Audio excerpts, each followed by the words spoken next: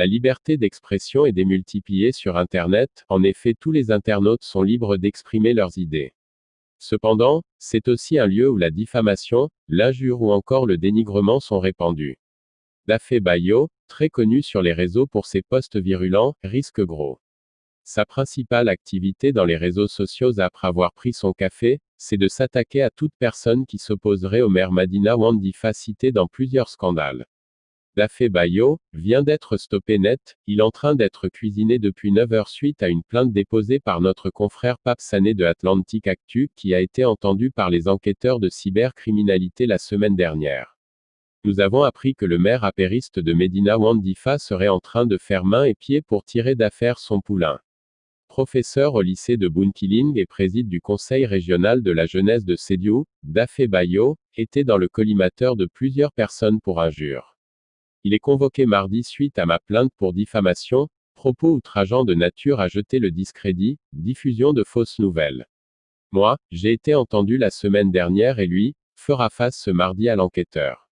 Exclusif.net vous propose un de ses derniers posts. Atlantic Actu, un site d'information, de propagande, de mensonges ou d'opposants politiques.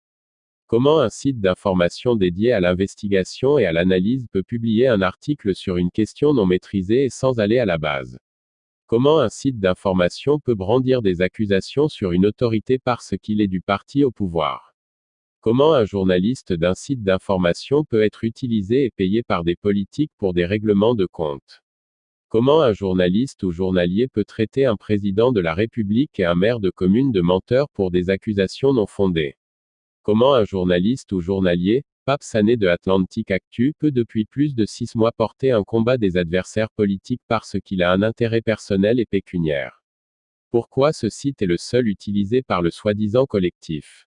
Nous demandons aux responsables du site de recadrer Pape Sané, l'auteur de l'article, et de descendre sur le terrain, venir à Madina Wandifa, pour vérifier la véracité ou non de ces accusations du soi-disant collectif pour la défense de ma chère commune. L'honorable député maire Malang Seni Fati n'a jamais été convoqué ni entendu par la DSCOS à la date indiquée. La dernière rencontre entre cette institution et le maire remonte au mois de janvier après son passage du 14 février à Madina Wandifa. D'ailleurs, si tel est le cas, pourquoi la convocation de son premier adjoint? La gendarmerie n'a jamais présenté une quelconque convocation au député maire ni entendu.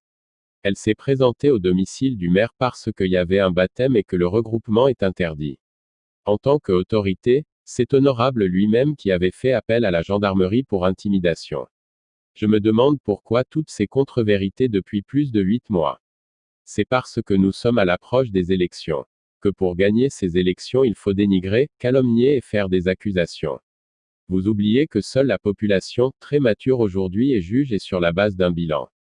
Vous ne pensez pas que ce bilan est satisfaisant pour accorder à Malang Seni Fati un 3e mandat?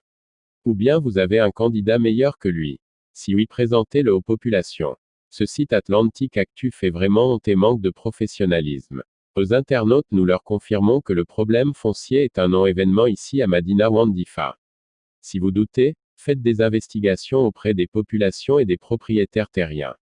Demandez depuis quand le coordonnateur du soi-disant collectif n'a pas mis pied à Madina Wandifa. Cependant que chacun assume ses responsabilités le moment venu. Ensemble pour un Wandifa meilleur et prospère.